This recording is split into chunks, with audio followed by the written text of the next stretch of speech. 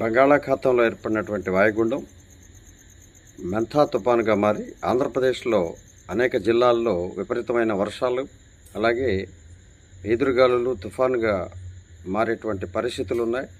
కాబట్టి ప్రజలందరూ అప్రమత్తంగా ఆ తుఫానుకి ధీటుగా జాగ్రత్తలు తీసుకోవాలని చెప్పి కోరుకుంటా ఉన్నాం.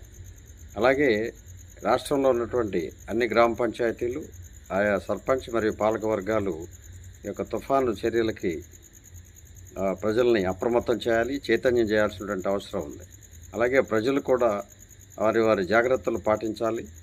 ఈ యొక్క ఉరుములు, మెరుపులు, పిడుగులు పడే అవకాశం ఉన్న నేపథ్యంలో ఈ యొక్క చెట్ల కింద వాటికి ఉండకుండా విద్యుత్తు వాటిని దూరంగా ఉంటూ ఈ యొక్క చర్యలు తీసుకొని తగు జాగ్రత్తలు తీసుకోవాలని చెప్పి కోరుకుంటా ఉన్నాం. ఈ యొక్క తుఫాన్ ఈ 3 రోజుల ప్రభావం మనం తగు జాగ్రత్తలు తీసుకోవాలి. అనేక చర్యల ద్వారా ప్రభుత్వం కూడా మనకి అండగా ఉంటుంది.